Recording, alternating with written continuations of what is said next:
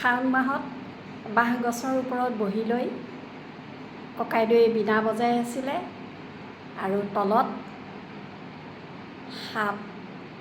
আৰু তাৰপিছত কি হ'ল মই এতিয়া আপোনালোকৰ আগত ক'ম। ভিডিঅ'টো একদম স্কিপ নকৰিব আৰু মোৰ চেনেলটো প্লিজ ছাবস্ক্ৰাইব কৰি দিব। এতিয়া মই ক'বলৈ লৈছোঁ, মোৰ সৰুকালৰ স্মৃতিবিলাকে সদায়ে মোক মনত পেলাই থাকে সেই কথাবিলাক, আৰু সেইখিনিকে মই সদায় ৰোমন্থন কৰি থাকোঁ। আৰু এনেধৰণে মোৰ মনত পৰি থকা এটা এটা কাহিনী মই সাধাৰণতে ফেচবুক পেজত মই সংৰক্ষণ কৰি গৈ আছোঁ। আৰু আজিও মোৰ সেইটো সঁচাকৈ এটা শিহৰণকাৰী কাহিনী মোৰ মনত পৰিলে আৰু মই আপোনালোকৰ আগত তাক শ্বেয়াৰ কৰিলোঁ।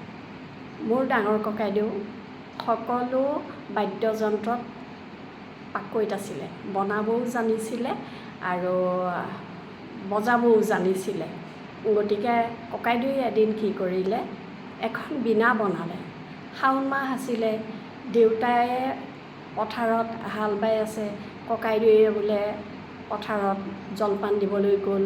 জলপান দি পেলাই ককাইদেউয়ে আমাৰ শাওণ মাহত যিহেতু আলি কাণবিলাক কাটি পেলাই নতুনকৈ আলি বোকা দি লিপে, গতিকে ককাইদেউয়ে সেইখিনি কাম অলপমান দেউতাৰ লগত সহায় কৰি দিলে। দিয়াৰ পিছত ককাইদেউয়ে সেই বীণাখন লৈ পেলাই আমাৰ মানে কাণিয়ানী মাটি বুলি কয়, সেই মাটিখিনিত আচলতে এগৰাকী বুঢ়ী মানুহৰ আছিলে আৰু সেই মানুহগৰাকীয়ে বোলে কানি খাইছিলে, বহুত পুৰণা ইংৰাজৰ দিনৰে আৰু তেওঁ কানি খাইছিলে। আৰু পিছত সেই মাটিখিনি আমাৰ দেউতাক বিক্ৰী কৰিলে আৰু সেইকাৰণে আমি মানে সেই মাটিখিনি কানিয়ানী মাটি বুলি কওঁ। ককাইদেউয়ে বাঁহ গছৰ ওপৰত উঠি গৈ সেই বীণাখন লৈ দেউতাই পথাৰত আৰু বাকী আলি দিয়া কাম কৰি আছে।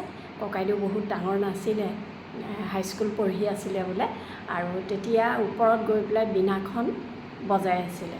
আৰু আমি সকলোৱে জানো যে বীণাৰ মাত শুনিলে সাপ তেওঁলোকে হেনো খুব ভাল পায় আৰু তেওঁলোক য'তেই থাকে গাঁতৰ পৰা ওলাই আহে।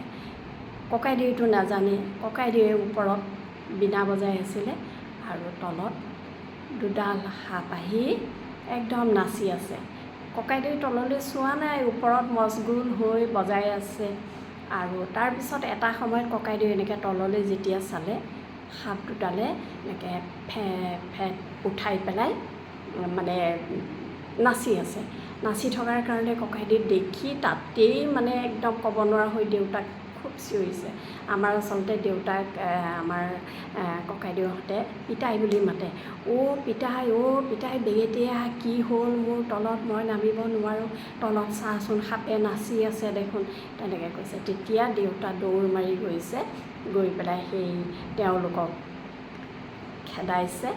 তাৰপিছত ককাইদেউক বাঁহ গছৰ ওপৰৰ পৰা নমাই আনিছে আৰু সেইদিনাখনৰ পৰা ককাইদেউক বীণা বজাবৰ কাৰণে দেউতাই বাধা কৰিলে যে তই নাজানো নেকি, এইবিধ বাদ্য বজালে তেওঁলোকে খুব ভাল পায় আৰু য'তেই থাকক ওলাই আহে।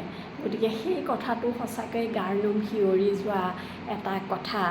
ককাইদেউয়ে নজনাকৈয়ে সেয়ে কৰিছিলে আৰু সেই কথাটো মোৰ মনত পৰিলে। আৰু মোৰ সৰু সৰু কথাবিলাক সৰুকালৰ সজীৱ ছবি বুলি মোৰ ইউটিউব চেনেলতো আছে, মই সেইখিনি সংৰক্ষণ কৰি গৈ আছোঁ। আৰু আজি মোৰ এইটো মনত পৰিলে আপোনালোকৰ আগত শ্বেয়াৰ কৰিলোঁ। কেনেকুৱা লাগিলে জনাবচোন। ধন্যবাদ।